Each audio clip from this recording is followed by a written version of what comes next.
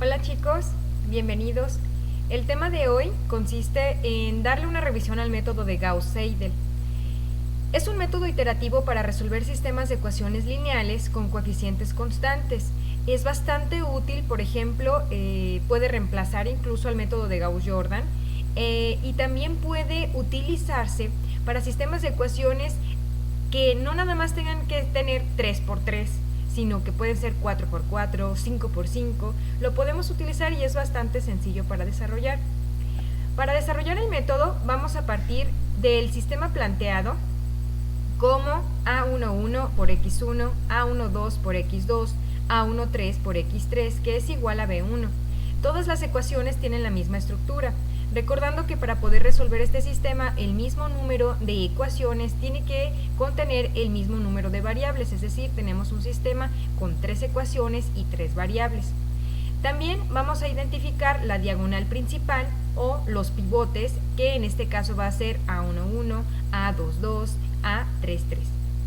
Para empezar a desarrollar el método de Gauss-Seidel simplemente tenemos que despejar x1 de la ecuación 1 y en este caso pues podemos observar de la ecuación 1 que va a quedar igualada a b1 menos a12 por x2 menos a13 por x3 y lo vamos a pasar dividiendo entre el pivote de la diagonal principal, que es a11.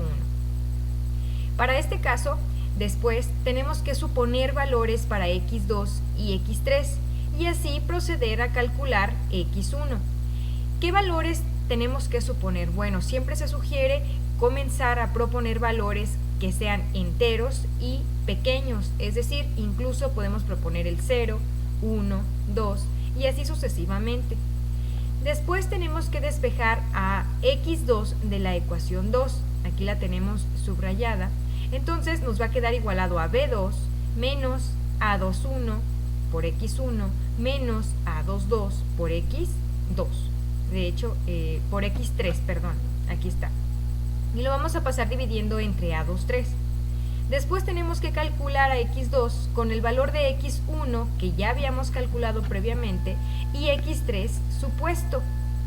En este caso, después procedemos a despejar x3 de la ecuación 3 y nos queda un despeje igual a este. Y procedemos a calcular x3 con los valores de x1 y x2 calculados. Para ello se va a generar una tabla muy parecida a la que sigue, donde en la primera columna vamos a llevar un contador, donde vamos a colocar en las siguientes columnas todo el número de variables que tengamos, puede extenderse hasta x4, x5, etc. Y en este caso, bueno, pues como siempre se va a proceder a despejar la variable 1, tenemos que proponer en el contador número 0 dos valores, que es tal como lo dice en esta expresión. Una vez que propongamos esos dos valores, pues vamos a calcular x1 y después vamos a aprovechar este valor de x1 calculado y el valor de x3 para calcular a x2 y así sucesivamente nos vamos a ir hasta que se igualen los valores o apliquemos el criterio de convergencia, que es lo que vamos a ver a continuación. Dice que el procedimiento se repite utilizando los valores de las variables obtenidos en las ecuaciones precedentes. El método converge cuando los valores para x1 en un contador cualquiera son aproximadamente iguales a el valor de x1 en el contador menos 1, es decir, en una fila superior. El valor de x2 en el contador cualquiera es aproximadamente igual al valor de x2 calculado en el contador menos 1, es decir, en una fila superior. Y así, tantas veces cuanto las variables nos lo permitan. ¿Cuándo vamos a parar el método? Bueno, cuando el valor absoluto de la diferencia de ese valor calculado de x1 en el contador anterior y el valor calculado en x1 en el contador cualquiera sea menor o igual a la tolerancia, de acuerdo a la que nos indique el problema. Tenemos que tener en cuenta ciertas consideraciones para poder aplicar este método. En este caso, para que el método funcione de forma adecuada y obtengamos en realidad los valores que corresponden a las variables, dice que la diagonal principal debe ser dominante y ahora vamos a colocar su definición. ¿Cuándo es una diagonal principal dominante? Bueno, primero recuerden que esta es la diagonal principal. Una diagonal principal es dominante, dice, el valor absoluto del coeficiente de la diagonal principal debe ser mayor que la suma de los valores absolutos de los demás coeficientes de la misma fila. Voy a regresar. Este A11 es el coeficiente de la diagonal principal de la ecuación 1. A22 es el coeficiente de la diagonal principal, pero de la ecuación 2. Y A33 es el coeficiente de la diagonal principal de la ecuación 3. Sabiendo esto, bueno, recordando que el valor absoluto de un número es independiente de su signo como tal, la suma de A12 y la suma de A13 debe ser menor que el valor absoluto de A11. Y la suma del valor absoluto de A22 y la suma del valor absoluto de A23 juntos tiene que ser menor o igual al valor absoluto de A22. Y el valor absoluto de A33 debe de ser mayor que la suma del valor absoluto de A31 y de A32. Ahorita lo vamos a ver en el siguiente ejercicio. Para cumplir con lo anterior se pueden reacomodar las ecuaciones. Ojo, se reacomodan las ecuaciones, pero no puedo modificar los coeficientes que ya están dentro de cada una de ellas. Para que este método se efectúe de forma adecuada, también debo de cumplir con lo siguiente. Más del 50% de las ecuaciones del sistema deben de tener diagonal principal dominante. Y cuando se proponen los primeros valores, se sugiere comenzar con 0 y 1. Nota, entre más dominante, la convergencia se alcanza más rápido, es decir, vamos a realizar menor número de iteraciones. Un ejemplo típico mediante este método dice lo siguiente: resuelve mediante Gauss-Seidel el siguiente sistema de ecuaciones lineales, con una tolerancia igual a 1 por 10 a la menos 4, recordando que la tolerancia me va a indicar el número de decimales que voy a utilizar y que además voy a truncar, y que a su vez me va a ayudar como criterio para detener el método, es decir, para parar de iterar. Nos presentan un sistema de 3×3, 3 ecuaciones con 3 incógnitas. Sin embargo, recordando las consideraciones que nos marca el método, tenemos que verificar que cada uno de estos pivotes tenga diagonal principal dominante. Vamos a verificar si con este arreglo pues se cumple ese criterio. En este caso, la suma del valor absoluto de menos 6, que es 6, más el valor absoluto de menos 1, que es 1, en total me dan 7. Ese valor 7 es mucho mayor que este primer pivote de diagonal principal, que es 2. Por lo tanto, en este caso, en esta ecuación, no se cumple el criterio de diagonal principal dominante. Vamos a analizar la siguiente ecuación. En este caso, pues, el pivote de la diagonal principal es menos 1, pero el valor absoluto es 1. Tengo que verificar, pues, lógicamente, que la suma del valor absoluto de menos 3 junto con el valor absoluto de 7, pues sea menor que este pivote, lo cual no se cumple. A veces a simple vista podemos identificar cuáles son los pivotes y cómo debemos de modificar las ecuaciones. En este caso, pues obviamente este pivote es más dominante que la suma de estos dos. Recuerden que es en valor absoluto. Por lo tanto, el valor absoluto de menos 2 sumado con el valor absoluto de 1 me da un total de 3, con lo cual pues es mucho menor que el valor absoluto de menos 8. Así pues, voy a reacomodar las ecuaciones. En este caso, esta tercera ecuación la coloco en el primer lugar, esta primera ecuación de este lado la coloco en el segundo y esta segunda ecuación la coloco en el tercer lugar. Y así garantizo que que cada uno de los pivotes de la diagonal principal sea dominante para cada fila. Bueno, una vez que ya hemos establecido el arreglo adecuado, ojo, solamente se intercambian las ecuaciones, no se van modificando los coeficientes en absoluto. Debo de proceder a despejar x1 de la ecuación 1, x2 de la ecuación 2 y x3 de la ecuación 3. ¿Por qué debo de despejarlas? Y ojo aquí cuando pase dividiendo este número negativo, porque el paréntesis a veces cuando hacemos uso de la calculadora no nos lo pone como una resta y no como si estuviera dividiendo. Así que por favor recuerden poner sus signos de agrupación. Estas fórmulas nos van a ayudar a desarrollar la siguiente tabla y las vamos a ocupar en cada uno de los renglones o en cada uno de los contadores que vayamos generando.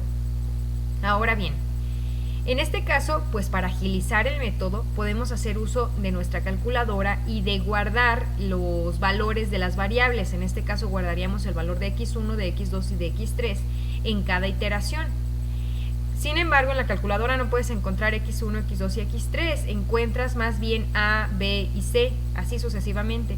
Así que lo que yo les propongo es como tal que x1 represente a, x2 represente b y x3 represente c.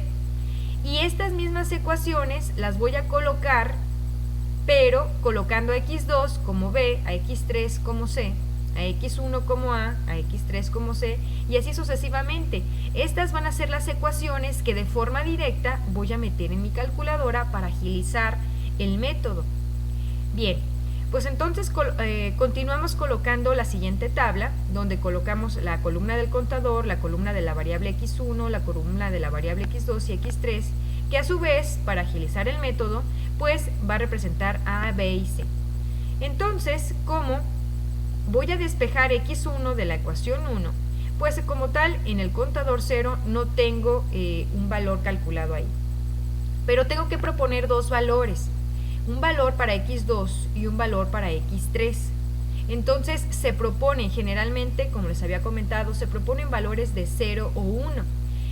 La única diferencia será que probablemente cuando comience con una u otro valor, pues probablemente tarde más tiempo en llegar a iterar o menos tiempo, no se sabe, pero siempre se proponen valores pequeños enteros.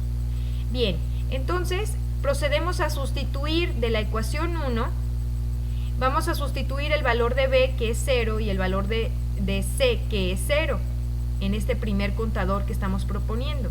Por lo tanto, simplemente tenemos que dividir menos 20 entre menos 8 y obtenemos un total de 2.5.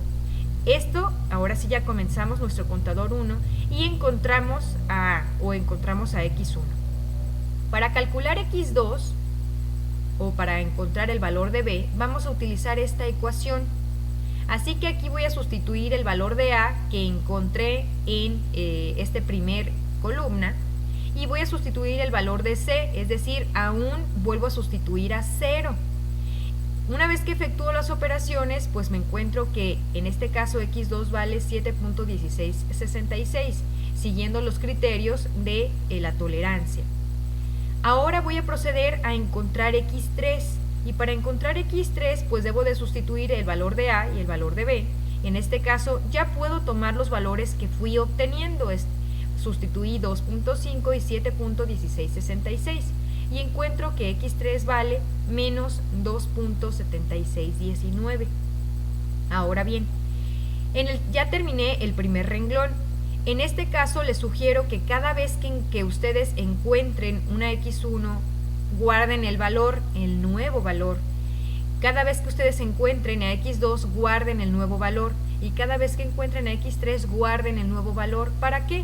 Para que cuando llegues al renglón 2, al momento de que vuelvas a sustituir en la primera ecuación, pues simplemente en tu calculadora te regreses busques esta expresión que ya habías planteado y le des igual, y así de forma más rápida vas a encontrar cada uno de los valores.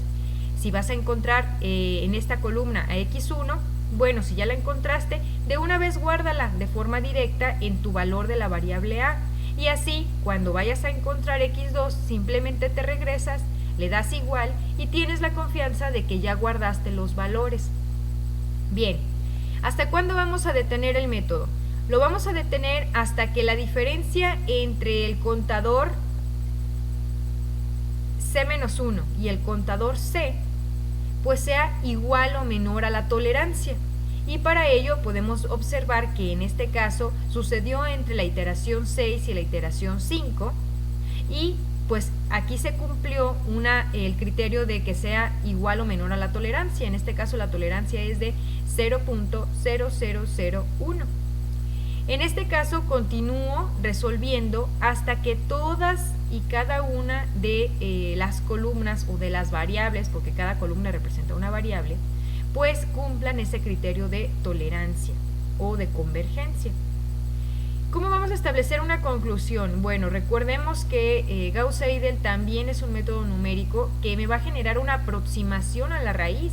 De hecho, si hubiéramos resuelto este sistema, hubiéramos encontrado que la raíz es menos 2, que la raíz es 8 para x2 y que la raíz es 4 para x1. Sin embargo, cuando se siguen esos criterios que te van delimitando el método, bueno, pues en este caso observen que en realidad la raíz para x1 nos dio 3.9999. Como tal, no cerró a 4, porque sí, aunque sí pasó por ahí, una vez que se continúa resolviendo, bueno, pues termina en 3.9999. La conclusión es que el valor de la variable x1 es 3.9999, x2 es 7.9999 y el valor de la variable x3 es menos 2, con su respectiva exactitud y precisión, y que se encontraron entre la iteración 5 y la iteración 7, simplemente como tal. Pues puedo proceder a realizar la comprobación del método sustituyendo en cada una de las tres ecuaciones y comprobando que el valor se aproxime al resultado, claro, siguiendo la tolerancia. Recuerden que es un método numérico como tal y me va a generar una aproximación. La ventaja de Gauss-Seidel, como ya les había comentado, es que de forma bastante sencilla se pueden resolver sistemas de 4x4, de 5x5 y tan cual complejo el sistema se ha planteado. Se puede programar en una hoja de Excel, por MATLAB también, y pues es una alternativa muy rápida cuando se quiere resolver un sistema de ecuaciones lineales con coeficientes constantes. Bueno, pues esto es todo por este video y vamos a continuar practicando con sistemas más complejos. Nos vemos en próximos métodos.